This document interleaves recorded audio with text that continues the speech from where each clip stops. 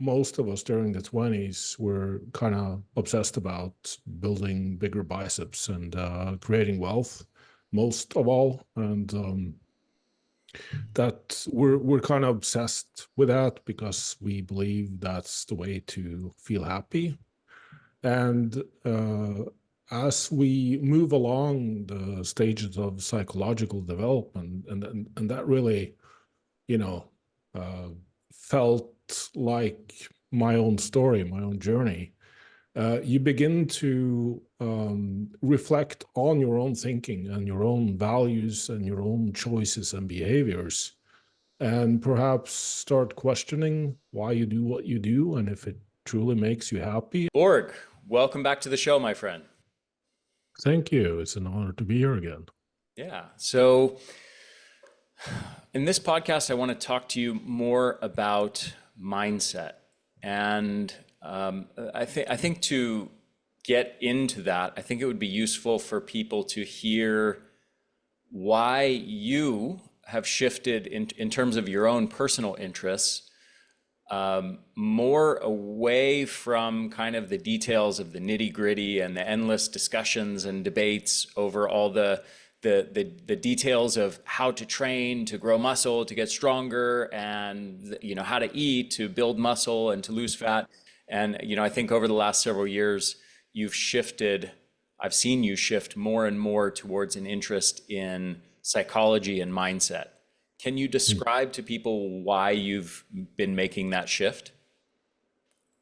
Wow, that's a great question.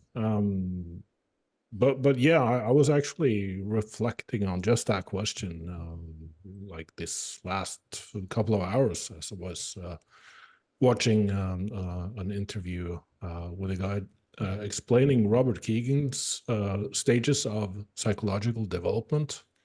And that really resonated with me because it explained how most of us during the 20s were kind of obsessed about building bigger biceps and creating wealth, most of all. And that we're kind of obsessed with that because we believe that's the way to feel happy.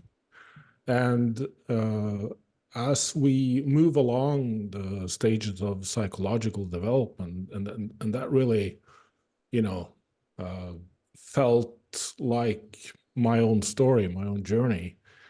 You begin to reflect on your own thinking and your own values and your own choices and behaviors, and perhaps start questioning why you do what you do and if it truly makes you happy. And for me, I guess I've always tried to question my own beliefs. I wouldn't say always, I had my period of time where I was overly confident in my abilities and my knowledge. And then Dunning-Kruger hit, and I started to realize how little I actually know. And Actually, so, it might, I find whenever that topic comes up, most people don't know what Dunning-Kruger is. Maybe it would be yeah, worth a brief digression to explain to people what that is. And I would recommend also people do a Google image search for it because it might help to visualize it. And there's some funny memes with the term Mount Stupid yeah, in them, which will hopefully make a bit more sense after Borg explains this. yeah, exactly. And I mean, if you can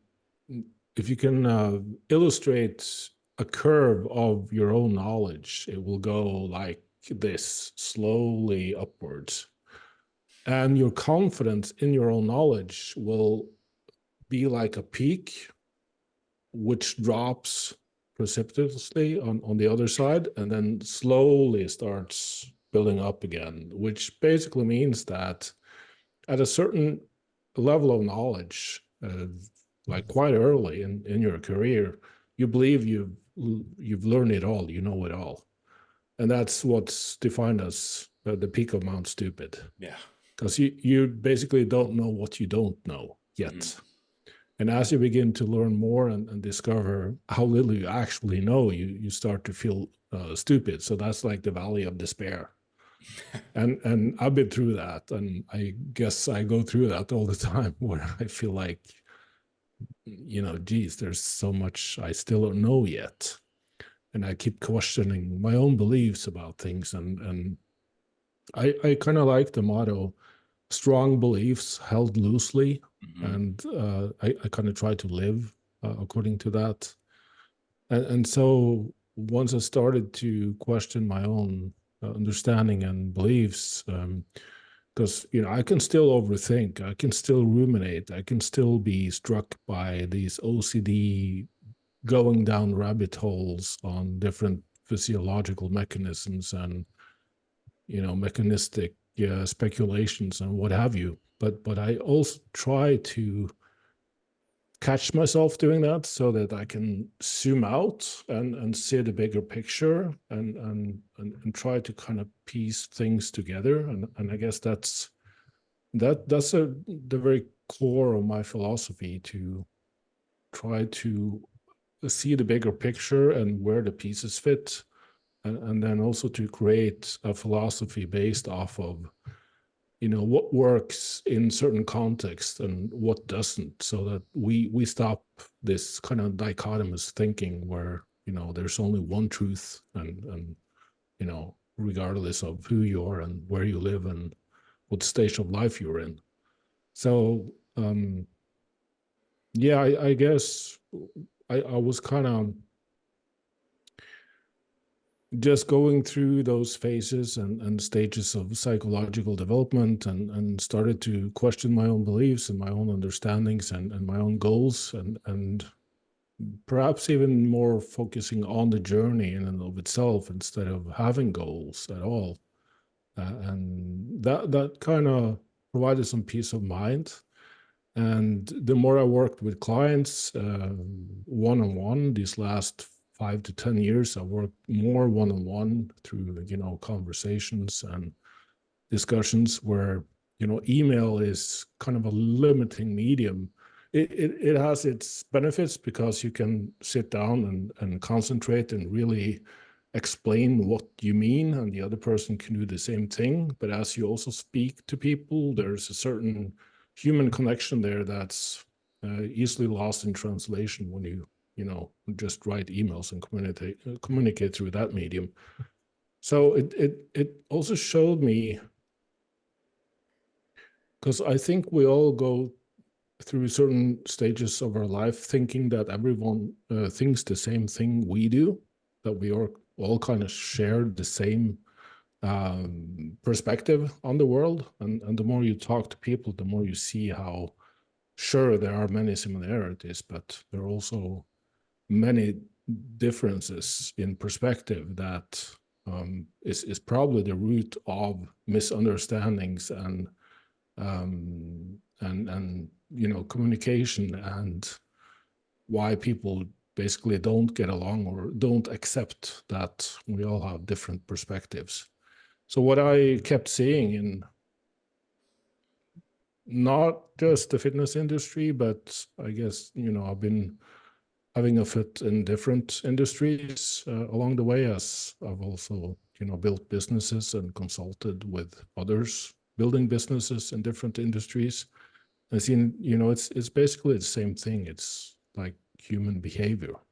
We have our biases, we have our perceptions, we have our egos, and we all just want to, first and foremost, ensure that our own needs are fulfilled, and usually everyone else is second. Again, we can claim to be, philanthropists, but I still, even then, there's like some ego, central ego there that still wants to make sure that you remain happy. So I guess that was just a long way to describe that my journey has been filled with going all the way to the other side, where I had shame and regret of chasing physique goals and having big biceps and being lean, and almost thinking that I was wrong about everything. suffering hard from what they call the imposter syndrome. But now perhaps having a more bigger picture understanding of the whole thing, where everything can be contextually correct, and more aware of what a good life actually means, and that it can mean different things for different people, and trying to sort of tease out the elements needed to achieve that. And for myself, that kind of stopped being about the way I looked, or the numbers in my bank account, and more about direct experience, human connection, understanding people, and kind of maybe helping them to stop being their own enemies and being stuck in self-destructive circles. And that was just not that physiology is easy or simple, but it's just so messy and complex that I just came to peace with probably never understanding it completely, because it's so intricate. Whereas the human mind is sort of. I'll say just one thing very briefly on that. Having interviewed over 500 different health experts, I can say very confidently at this point that everyone, no matter how deep their knowledge and expertise, even the most brilliant people in some areas, inevitably always have some big blind spots. There's nobody that I have encountered that comes anywhere remotely close to knowing everything about everything when it comes to health science. Yeah, that's good to know. And I have the same experience, just talking to people where they're kind of experts in their respective fields, but everyone is just figuring stuff out as they go on some things. Yeah. So yeah, that was just a long-winded answer to. I just find psychology and our thinking and our perceptions deeply fascinating, and I'm just really curious about how the whole mind-body experience, where what is a placebo effect, what is a nocebo effect, like the power of belief and power of perspective, and how shifting that and creating identities can just be transforming to people's lives, way more than their daily habits, in terms of how much protein they're eating or how many sets of bicep curls they're doing. Yeah.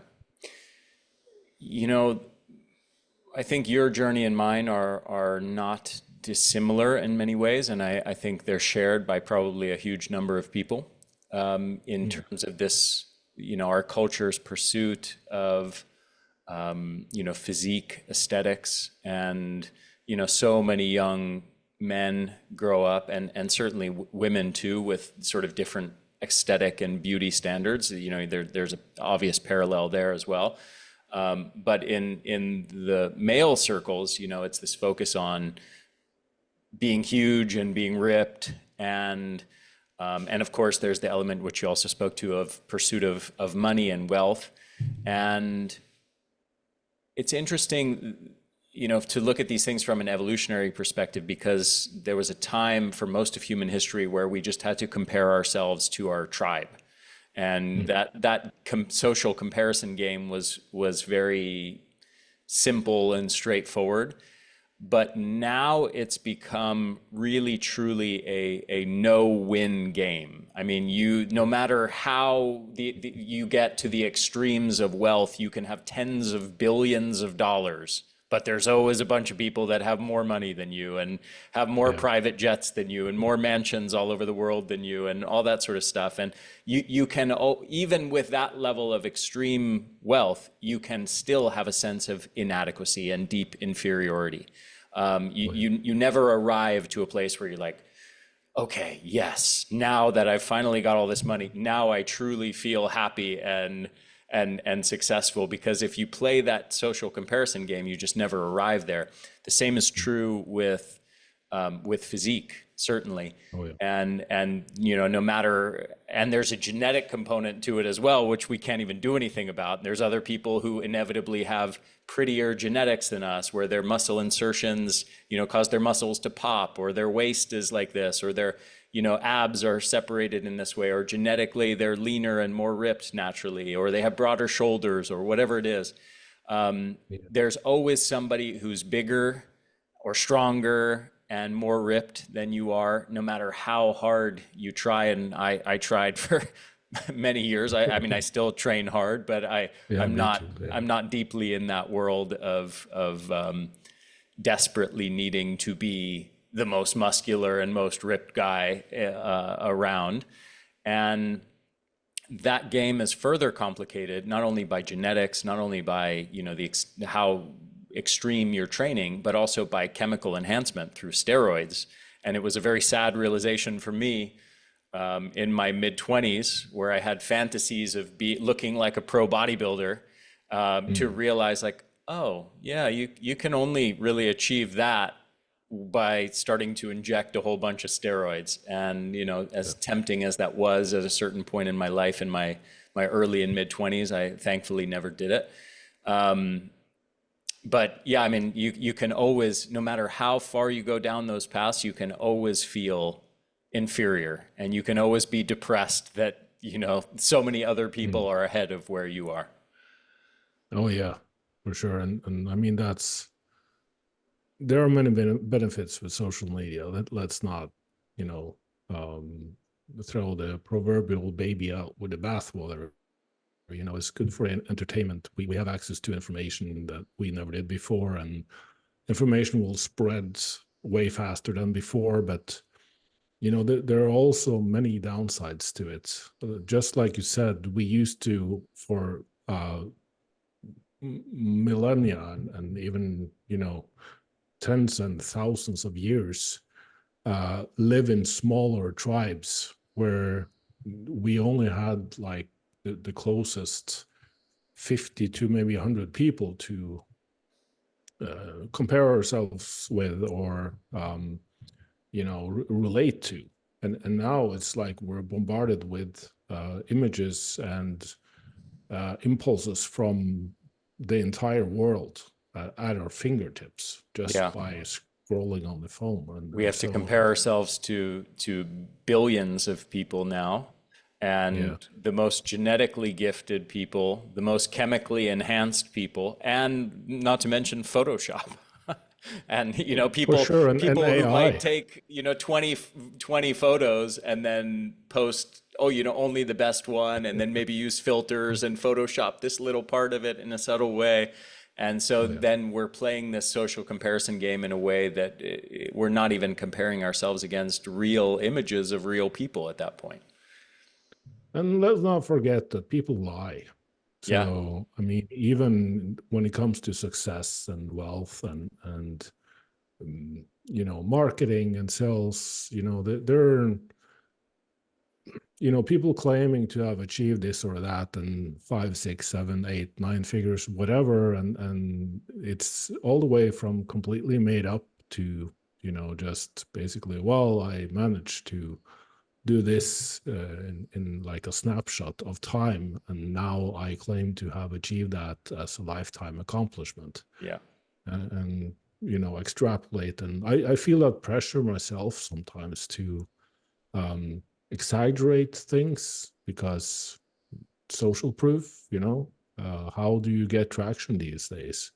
It's increasingly hard to get exposure and get in front of people that you actually want to speak to. Yeah. So I can certainly understand how it's way easier, but also more difficult, because the uh, organizations and people behind these social media algorithms want you to pay for stuff, and they want you to do them a service and bring people on their platforms and keep them there. So it's like this constant pressure to entertain and perform and deliver and provide value constantly. So it can be overwhelming for many people, including myself. Yeah. And we see that in the statistics now, with increasing rates of depression and anxiety in youth. And I think it's perhaps time we start to wake up to our new modern world, and how can we actually prepare our children and adolescents for what's to come. Yeah. You had a wonderful article that you wrote recently called The Illusion of Optimal. And I want to read a little section of it because it's so well written. You said, scrolling through any social media platform, I admit to still catching myself doom scrolling once in a while. Every influencer seems to have cracked the code to an ideal life. From secret morning routines they learn from Tibetan monks to meticulously planned diets, magical supplements, and business strategies, the message is clear. Follow these steps and you too can achieve ultimate success and happiness. However, this pursuit of the optimal often masks the nuanced realities of individual experiences, creating an unattainable standard that leaves most feeling inadequate. I know I did. Here's the truth. Social media is a game of engagement, and this often requires that you fake it till you make it. A lot of the health and efficiency improvements, revenue numbers, and client successes are often inflated and sometimes entirely made up. I think we've all witnessed how someone with hundreds of thousands of followers went from evangelical promotion of weird diets to changing their stance as their previous health improvements started reversing and even deteriorating. The vegan influencer crying openly on camera and admitting to eating meat again. The carnivore influencer enthusiastically binging on honey and fruits while still clinging to the moniker animal-based. Yeah. My goal isn't to discredit them, it's to remind you of the importance of authenticity, honesty, and the willingness to embrace experimentation in our lives. Don't hate the player, hate the game. I love what you wrote there, and I'm wondering if you can elaborate a bit on it and what inspired it. Yeah, I guess just talking to people that are behind some of these bigger accounts and observing the game. I'm not gonna drop any names, but I'm fairly certain that just reading that out loud, some will know There's a few certainly some names names. that sprung up in my mind. Yeah, exactly. And I Yeah. think most will have the same thoughts about that. So, I mean, it's and still they claim, I've seen them defend themselves and say that, well, it's just my evolution and learning, and shouldn't I be sharing that? And I'm like, well, yeah, for sure, but you kind of demonized what you're now eating, what you're now doing, and saying that was dangerous and unhealthy. So perhaps some sort of humility and I know that the algorithms reward those who have make some strong statements and just use these really big words, but perhaps it should be a reminder that next time try to not be so dogmatic about it and create this dichotomy split. And at least when it comes to nutrition, that seems to be almost like a religion to most people. Yeah, In the training world, I kind of see the same thing, but nutrition is just like a minefield. yeah. And I think the way that you phrase this is, and even what in your writing and what you said just now is all very charitable in the sense that, I mean, it's fairly clear to me that many of the people who are involved in what you're alluding to here are not doing it genuinely and authentically. They don't even believe what they're saying. I mean, they are knowingly cherry picking and distorting the evidence to basically promote a particular narrative because it's polarizing, because it's extreme, because it gets them attention, it gets them traction, makes them money ultimately. Yeah. And then, from my observations, I feel the cognitive dissonance of that eventually eats away at their soul so much. I mean, some of these people I think are just sociopaths, and maybe they don't even have a conscience to where they don't feel bad about any of doing that. They are very comfortable manipulating people into pseudoscience and nonsense to make money. Yeah. But I think some of them have enough cognitive dissonance that maybe they start to come out, and in their way, instead of really admitting they were wrong, it's like, well, I now I've started to change my approach to this, and this. But really what they know inside is that, yeah, they were a fraud, they were a charlatan, they were promoting a bunch of nonsense to make money. and they were ignoring and distorting the evidence all along, and now they're slowly trying to, it's kind of like a child's behavior. It's like Oh when yeah. you're caught doing something wrong and you come up with every excuse and rationalization to try to avoid acknowledging that you did anything wrong. Oh yeah. Definitely. I Yeah. mean, it's just listen to like a podcast with Robert Greene or read some of his 48 Laws of Power. Or he's got these brilliant observations about human nature and manipulation, and basically, well, it can teach you how to manipulate others, but most of all, I think it really taught me how to spot these people and the way they the strategies they use to get what they want. And I mean, it doesn't matter if they do it on purpose or if it's some kind of subconscious learned behavior that they have just seen throughout their lives. By saying this and doing that, they get what they want much easier. Hmm. It's still something to just watch out for and stop falling for. I know that I did several times, but the more I dug into stuff, because again, I'm a first principles kind of guy, I even question my own beliefs. So Yeah. the more I try to disprove myself all the time. What if the opposite perspective is true? And once I started doing that with some of these charlatans, then it became very obvious that That they don't they're engage in that. blatantly lying, Yeah. or either stupid or blatantly lying, and I don't Yes. know which is worse. Yeah. They're both really bad. Yeah, They're both really bad. I think stupidity is more forgivable though.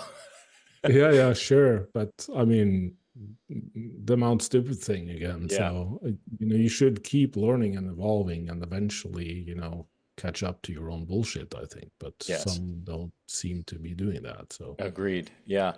So one of the other things that you wrote about is authenticity, honesty, and self-experimentation. And you quoted somebody who was one of my childhood idols, Bruce Lee, mm, and in his quote, absorb what is useful, discard what is useless, and add what is distinctly your own. mm.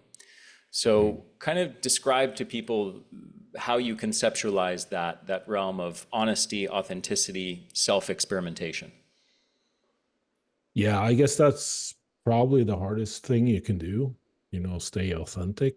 I know I try to, and I ended up fooling myself instead of fooling others, by, you know, insisting on believing stuff that I kind of deep down knew what wasn't true, and so it's just part of the journey to finally. It was kind of the only thing that provided peace of mind for me was to admit my mistakes and be honest with people. I was kind of maybe whether it's my soul's purpose or just destiny or whatever. Whenever I try to you know move into the gray areas, or even distort or twist the truth, it just slapped me in the face really hard every single time. And instead of carrying around instead of carrying around that shame, I just figured out, well, the best way is just owning up to my mistakes, and sometimes being able to say that I don't really know, this is what I think, but I'm not really sure because this and that, and that's all I can offer. And realizing that sometimes that's more what people want to hear, instead of you saying that, well, I'm the expert, I know everything, you're wrong, everyone else is wrong. So instead of telling people what to do, it's more of a, this is what I did, that's what worked for me. And also why I started to become really skeptical of all of the prescriptions and advices out there for achieving success, because I tried some of them and they didn't work for me at that time in my context. And I realized, well, perhaps we should switch our focus into providing tools and learnings and perspectives so that people can figure stuff out for themselves. And that was way more productive and successful to me and my clients, that, let's start exploring how we can make things work better for you. So I kind of stopped answering questions of the type of, what should I do? Is this right or wrong? And instead, well, here's a stepwise process that you can experiment with to figure out what works best for you. And we see this in plenty of psychological research as well. When you provide people with flexibility instead of rigid routines, it's more sustainable for them. It's a higher chance of them actually being able to implement it as habits in their lives. So that's the way I see things. Maybe we should stop being so obsessed about finding that one perfect solution for everything, because to me it's like having a hammer and everything is just looks like nails. Yeah. So let's try to adopt more of like a flexible, contextual, personal approach to living a good life. Let me push back on what you're saying here in one way, and maybe we'll get into some gray area here. I Sure. don't think it's that you actually disagree with me, but I think that there's something worth exploring here. I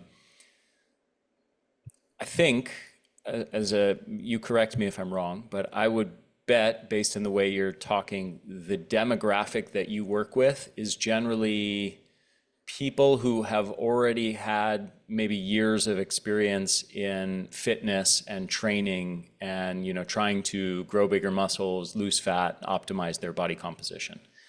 Would you say that's accurate for the most part? I would say it's across the whole spectrum. It used to be that way, but now it's. I do tend to get clients that have already tried to, achieve success with their training or dieting perspectives. Okay, well, so Um, let me but be more direct. Here's what I'm getting at. So, yeah, in order to get to the point where I think you can do self-experimentation intelligently and productively, you have to have, in my view, a fairly solid grounding in knowledge, in actual real scientific understanding of that thing. So, as an sure, example, yeah, just to take this to an extreme, if you took somebody who was, let's say 40, 50 years old, extremely overweight, has never taken a nutrition course or read a book on nutrition in their life, knows nothing about nutritional science, and you said, well, just sort of self-experiment and see, what you can yeah, do to yeah, lose fat, right? sure, That you and I know that's not going to go very well. yeah, yeah, yeah. So the self-experimentation has to be built on top of some kind of foundation of actual knowledge and expertise, right? Oh yeah, yeah, completely agree. So I'm sorry if that was kind of missing from my statements there, but um, what I was getting at is that there's like no single gram of protein or perfect amount of vegetables to eat every day. It's more of a range. So I completely agree that we should first of all start to educate people of, this is probably not good for you to have a lot of, but this is usually better for you. But within that range of what's good and scientifically validated to be good for us, then whether you're at the higher end or the lower end of that is up to you. Yeah. So that's why I said I give people tools to figure out themselves what works for them. But it's not like, well, you just go out there and try whatever. I don't give a shit. But the tools is the knowledge. This is generally what's accepted as being good for us. And you probably know this as well as I do, that from an evolutionary perspective, we can probably assume that what humans have been, eating through millennia is closer to the truth than the modern ultra processed Yeah, versions of it. no So question. that's, you know, the overarching framework. Yeah, And the same thing goes with training. You know, yeah, you need to lift heavy weights and you need to go out there and run and cover distance if you want to build endurance. But within that, it's more like, well, start here and then try to go in that direction in terms of training volume or distance or intensity of effort, and see how that works for you. yeah, And if you push in that direction and you get better, then you have an answer. If you push in that direction and you get worse, well, then perhaps we should try going in this direction instead. yeah. So that's kind of what I was getting at. Yes. I almost conceptualize, as you were talking there, I was conceptualizing like two people, and I know, you know, through personal experience, I've interacted with many of these types in both directions that I'm about to describe. But I would say there's almost like two ends of this spectrum. You could conceptualize one person on one end of the spectrum who wants to know everything about everything and follow every, you know, particular rule down to the finest nuance, and is organizing their whole day and their whole schedule and their whole life around, you I'm know, a all few of these those, yeah. specific routines to be optimal, and following, sort of doing whatever they're told, and you know, just following the rules sort of blindly of whatever, you know, taking these ideas promoted by, you know, people like you and me, Mm. and other teachers and people who are writing books and so on, and taking them as gospel and saying, you know, I must adhere to these rules exactly as outlined by Ari and Borg, you know, Yeah. without ever, you know, engaging in self-experimentation and sort of finding what works for them.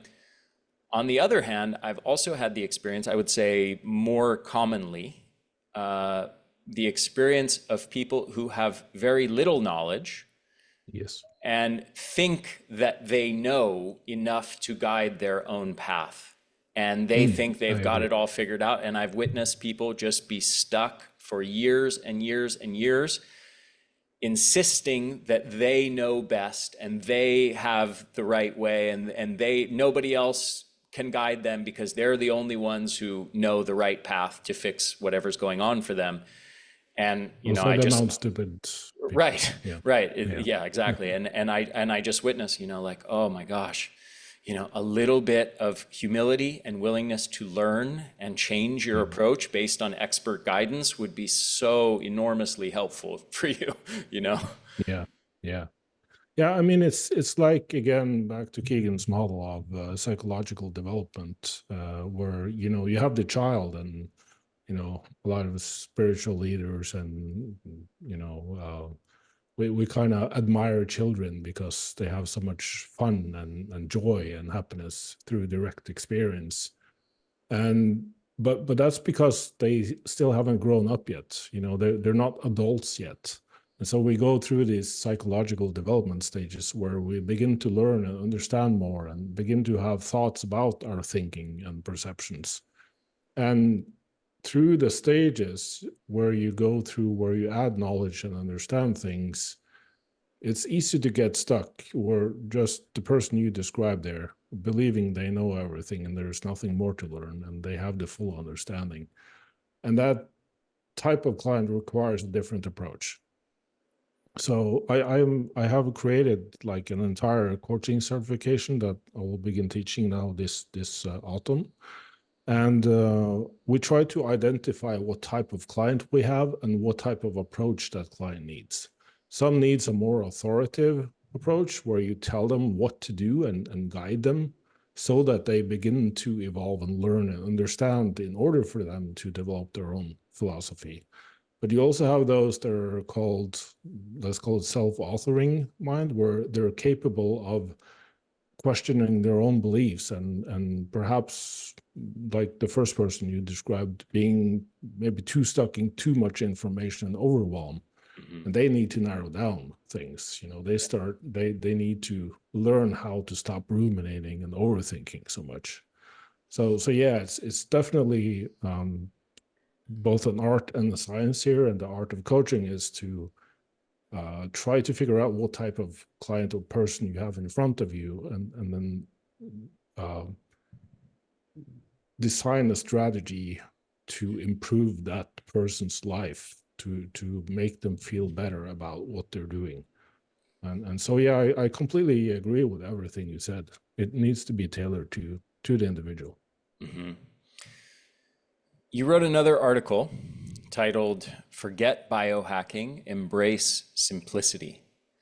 And this speaks to a bit of what we were just speaking about with that sort of example person who's overthinking, who's got way too much information and just making everything way more complex than it needs to be. Mm. What, and this is really a mindset shift, I think, for many people. But how would you describe this idea, or what did you intend? What's sort of the core message you intended behind this idea of forgetting biohacking and shifting to the mindset of embracing simplicity?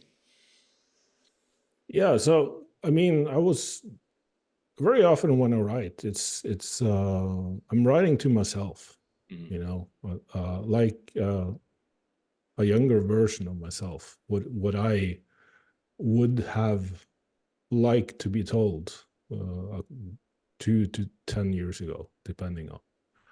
And this is precisely that person struggling with overwhelm and information overload, where everything is about tricking and hacking and shortcuts. And the best way to learn, well, the very best way to learn is to try to teach others. But the best way to learn is actually to try stuff out and figure out, again, the Bruce Lee philosophy, absorb what is useful and discard what is not, and add what is uniquely your own, figure out for yourself what truly works. And so I'm all for all of these meditation routines and ice bathing and supplements and dietary strategies and whatever. But instead of thinking that there's going to be this one ultimate solution, then it's more a process of eliminating instead of adding. At least you need to get to a certain point where you eliminate more than you add. It's sort of that minimalism, essentialism mindset. Because putting effort into one direction instead of spreading it out into 10 different directions is probably going to move the needle more for you and your progress. So that's basically what I was trying to get at, that so many people are trying to, it's like studying tennis. You could sit there and read books about tennis, the history of tennis, great tennis players. You could watch YouTube videos. You could study the material of tennis rackets and equipment. But you're never going to learn tennis unless you go out there and actually practice the game and figure out if you enjoy it in the first place. So that's kind of where, again, speaking to myself, I could spend so much time theorizing and understanding it conceptually. But when I started to apply it to myself, my own life, and my own body, didn't turn out so well always. And sometimes it turned out better. So I could never know that unless I actually tried. So sometimes I needed to do something completely different for it to actually work, and always be curious and questioning, uh, the context and perhaps outside variables and factors. It's really And yeah, interesting. I guess just to end on that note, that my biggest strength has been my ability to synthesize a large amount of information and provide practical applications and solutions. That has also been my burden, because um, having that as my strength led me into overthinking and ruminating and having periods of time where I just couldn't shut off my brain at all. And I would just, hit a wall and exhausted myself and burnt out completely. So it's again an article that I wish I had perhaps read a few years ago. Well, you and me both in that way. And, going back to our original encounter of how we met was basically arguing over the research of how nutrition interfaces with circadian rhythm, which is a good example of Yeah, us both overthinking all the details of that. exactly. Granted, to be a little charitable to us at the time, the research was very limited and some of it was conflicting, so it was hard to make sense of in a way that you could gel and reconcile all the different studies to come up with some kind of conclusion. So it's interesting you mentioned tennis a minute ago, because in my head, right as you were talking, before you mentioned tennis, I was thinking of tennis. Because I started, There you I, go. I started playing tennis 2 years ago. And Wow. as you were describing, sort of simplifying and removing things, for me, Mm, that's exactly what tennis was in my own life. right. Because I had been doing, I have like a stationary bike set up in my garage to do, zone 2 cardio, and I was doing high intensity interval training, and Same here. all this stuff, sort of like the way that a typical exercise science expert would organize their training routines. And over time playing tennis, I started to realize, like, whoa, I'm really getting a pretty amazing workout from Yeah. tennis in terms of endurance, in terms of cardiovascular system, in terms of high intensity intervals and sprints.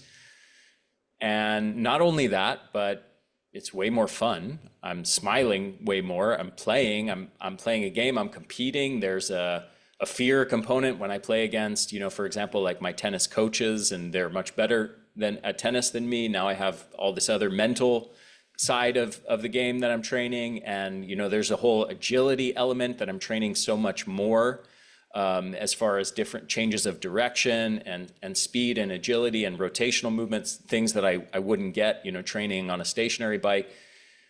And I started to realize, like, wow, actually, if I could really simplify my life so much by just getting rid of so much of this other training that I'm doing, which is just fatiguing me and kind of overtraining me, and just Yeah. playing tennis, one more time a week.